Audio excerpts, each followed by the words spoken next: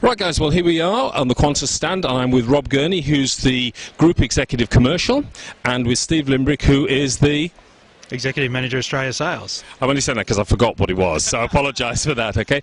But look guys, challenging times in the aviation business because it's always been expensive flying planes through the sky and, seat revenue and all that sort of stuff. It's hard to imagine having more disasters than we've had recently and how that's impacted on aviation. But how have you managed it as a company? And, at the end of the day, you've got to have good news stories and these things happen and you've got to come out of them. But how's Qantas dealt with it all? Look, I don't want to sound egotistical, but I think Qantas has actually managed this very well.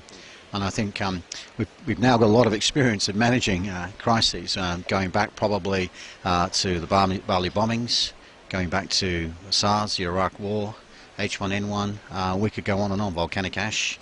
There's been so many events that put stress on our business, and I have to say that I think we've become very adept at handling these things, and I think as an organisation it actually builds character, and I think it builds, it creates a discipline in order to how you manage these things, so we rehearse it, we've got very, very good plans. Each one is different. I mean, that's the thing, you can't absolutely legislate how you're going to respond to these things, but I think everyone's clear on what their role is, and I think that's really important in terms of how you manage these things. So overall, let other people judge us, but my view, looking in and looking out, would be that we've managed the situations, all the situations that we've dealt with very well.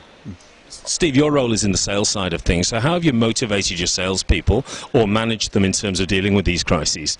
I think Rob's absolutely correct, John. I think the key thing about recovering from these types of instances is really getting back to business as usual as quickly as you can. And so one of the things we really try and do is make sure we've got clear communication, make sure everyone's accountable.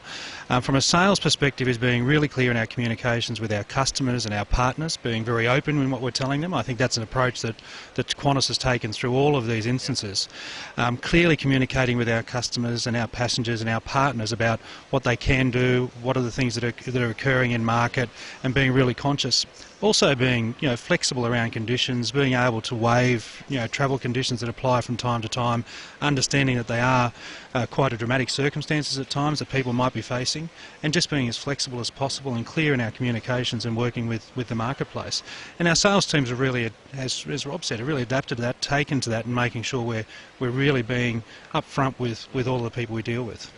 And we're in Australian Tourism Exchange, obviously, as you're aware, and this is about inbound tourism and domestic tourism, and yet we have the Australian dollar going up to $1.04, which makes one aspect of your life much better, because of course your parts and your fuel and things, but it does impact dramatically on inbound tourism, but also it's very positive for outbound tourism. That must be a bit of a dilemma for you guys, in a sense. Where does it all fit with you?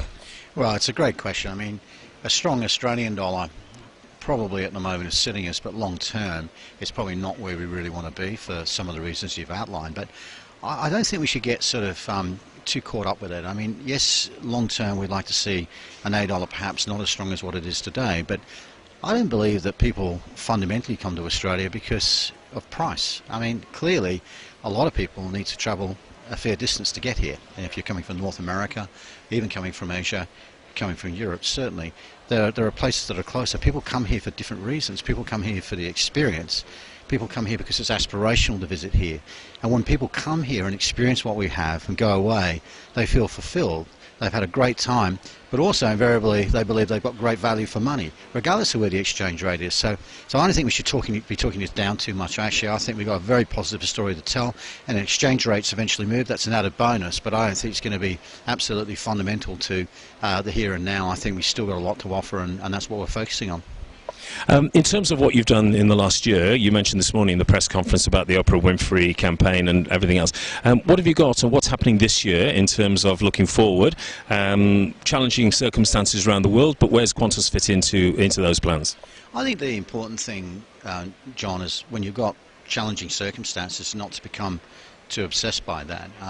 I think you deal with the situation that you're faced with, and we talked about that before, well-rehearsed crisis management, business as usual, in terms of just getting on about our day-to-day business. So yes, we've got to mitigate the threats that those things pose to our business, but not lose sight of the longer-term game. The longer-term game is that we're in an industry that's going to continue to grow. We're geographically located not at the epicenter, but close to the epicenter of that growth. So I think we're in a very, very strong position, and I think the opportunities for the Qantas Group are immense going forward. So we've got a big investment program, long-term ambitions that I think are probably the most exciting out of any international and domestic airline. So that's got to take in a long-term view. If you're talking about what's going to happen over the next 12 months, we've still got some very positive things happening. We've got Dallas services starting next month, and that's a new point on the Qantas network. It puts us right into American's hub. It opens up a whole plethora of new markets, brand new markets that have never been served before. But even more importantly than that, that's a great proposition for Qantas, but we're forming a new commercial arrangement with American Airlines, and what that will deliver, I think, is a real focus from American in bringing their power, the power of their brand, the power of their distribution, the power of their frequent fly program to bear in terms of promoting Australia as a destination. And I think that's going to be a huge asset for Australian tourism moving forwards. So I think that's something that's happening around the here and now. That's very, very exciting news for us.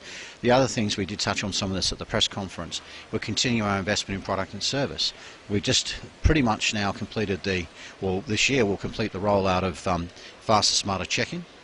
Well, next generation check-in, as we've referred to it as well, and that's a great innovation that's made a massive difference to customers, and I think creates a real point of differentiation that's almost impossible to replicate when you don't actually have control of the infrastructure at airports. And I think that's a massive advantage we've got domestically, and that investment will continue. But also internationally, we talked about the reconfiguration program on the 747-400, so we're going to up-spec those aircraft to the full A380 specifications, and again, that's a real vote of confidence on the future of our international business and getting that consistency of product on our long-haul aircraft. And that program starts this year. We kick off that program in August, and it will take us about a year to complete. So there's two things, even though we're trading in some fairly tricky conditions. You know, a number of these events have in fact impacted our business, and we've been very open about that, but we've still got a lot of very positive things happening this year. Now, Steve, I presume that outbound sales falls under you, does it? It does. So that's booming. Outbound sales are doing well, and we've also got the domestic market, and things are looking quite strong in some markets. Premium business is still holding up well. It's quite a competitive environment, as you can tell by being here at ATE. But we're performing reasonably well on the outbound markets, and it's a good confidence going forward, particularly as Rob said with some of the product, the new routes, and Dallas opening up greater opportunities for us, and all of these types of things and the product development give us a really good entree into the marketplace and really give our sales team something to push and sell. Well, guys, thank you for your time. I know you've got a very busy schedule today. And also, one of the things I wanted to say to you was, and this is absolutely not bullshit, oh, I shouldn't say that, I've flown Qantas a couple of times this year, and one of the criticisms I had about Qantas in the past, which Rob and I have spoken about, was inconsistency of service. One flight could be great, the next flight could be awful, right, depending on the stuff. All the flights I've been on this year have been consistently good, so congratulations on that from my own experience, and look forward to continuing to work with you. Thanks, John. It's good that we're paying attention to what you're saying and do something about it. Thank you very much. I don't believe you. No, I'm only kidding. No, but they were superb. But